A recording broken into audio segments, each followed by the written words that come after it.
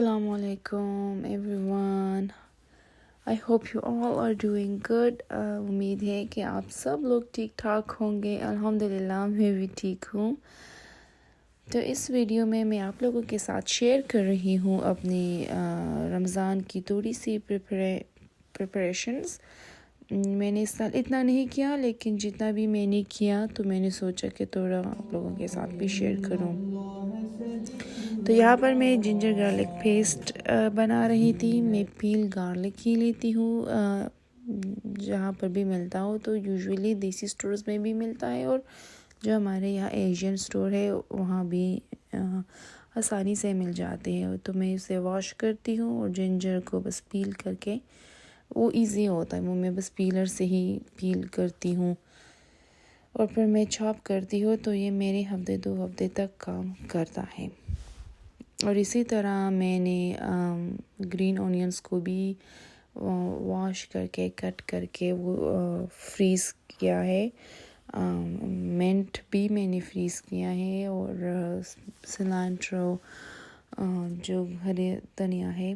तो थोड़ी थोड़ी प्रिपरेशन किया है इस साल, इतना नहीं किया है। I have a baby now, तो बच्चों के साथ तो फिर आई थिंक थोड़ा मुश्किल हो जाता है। तो जितना मुझसे हो सकता मैंने किया।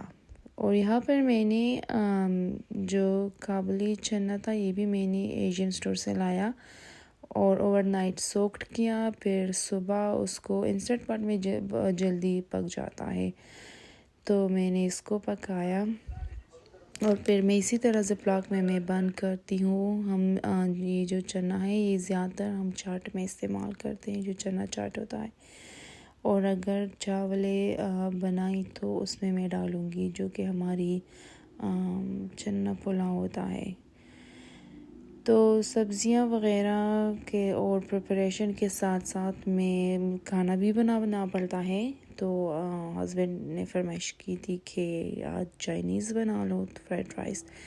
तो मेरी रेसिपी तो सिंपल है, मैं इतना अभी अभी सीखा है। और मैंने अपनी ग्रीन ऑनियंस को इसी तरह सेव किया है, और ये बिल्कुल भी ख़राब नहीं होते।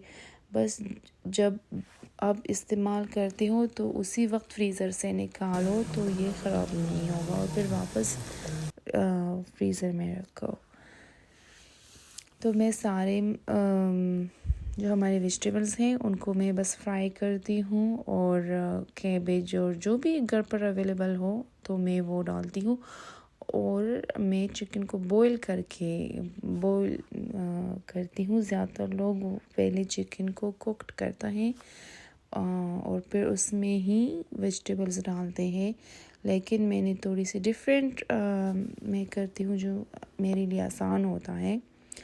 तो मैं चिकन को बॉईल करके इंस्टेंट पॉट में ही बॉईल करती हूँ, और फिर जब गार्लिक को मैं थोड़ा सॉटे कर दूँ तो फिर मैं सारे जो हमारे वेजिटेबल्स होते हैं मैं उसे ऐड करती हूँ।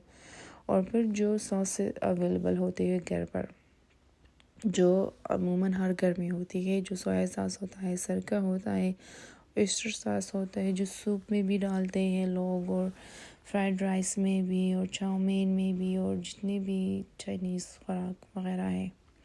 और मैं इनमें ही अपने चिकन को ऐड करती हूँ, और मसाले वगैरह इतना नहीं डालती, सिर्फ ब्लैक पेपर और रेड पेपर, जो हमारा क्रश रेड पेपर होता है, और जो हमारा चाइनीज़ सॉल्ट होता है, आई डोंट नो कि उसको क्या बोलता है, मैं वो डालती हूँ, और चिली सॉस वगैरह, और चिकन क्यूब में। और अगर आपके पास चिकन पाउडर है तो आप वो भी ऐड कर सकते हैं।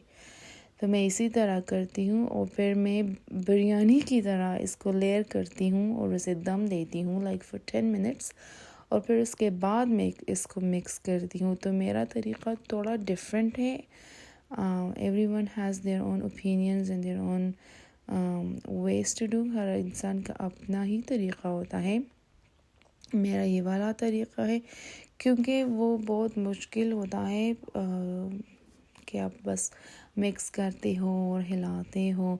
तो मैं पहले लेयर्स करती हूँ, थोड़ा दम देती हूँ, लाइक नॉट दम जो हम पुलाव को देते हैं, बस सर रखती हूँ फॉर लाइक 10 मिनट्स और फिर उसके बाद मैं मिक्स करती हूँ, क्योंकि कभी चावल मुझसे ज़्यादा पक जाता है, कभी ज़्यादा नहीं पकता तो इसी वजह से मैं उससे दम देती हूँ कि अगर कुछ चावलें ज़्यादा नहीं पक गए, मतलब 80% और 95% नहीं पक गए, तो वो उस दम में वो पक जाते हैं। और फिर मैं इस तरह मैं ऊपर भी ग्रीन ऑनियंस डालती हूँ, क्योंकि वो स्मेल भी अच्छी होती है और फ्लेवर भी वो आता है। और फिर मैं इस तरह मिक्स करती हूँ, और जब मैं चावल को बॉईल करती हूँ तो सिरका भी मैं थोड़ी सी डालती हूँ, तो इस वजह से फिर वो चावलें नहीं टूटते। तो फिर मैं मिक्स करती हूँ, और वो नहीं, ऐसा नहीं होता जब आप मिक्स करते हैं और चावलें भी टूटते हैं, और वो फिर नहीं होता। बस मैं ये तरीक़ा करती हूँ और बहुत अच्छा होता है। मेरी फैमिली को बहुत पसंद है मेरा फ्राइड राइस, मेरे भाई बहन लोगों को और मेरे हस्बैंड को भी। तो मैं ज़्यादातर फ्राइड राइस घर पर बनाती हूँ। तो आप लोग भी शेयर कर सकते हैं कि आप लोग कैसे बनाते हैं फ्राइड राइस। ये तो मेरा तरीक़ा है। अगर आपको व्लॉग अच्छा लगे तो लाइक करें। Thank you.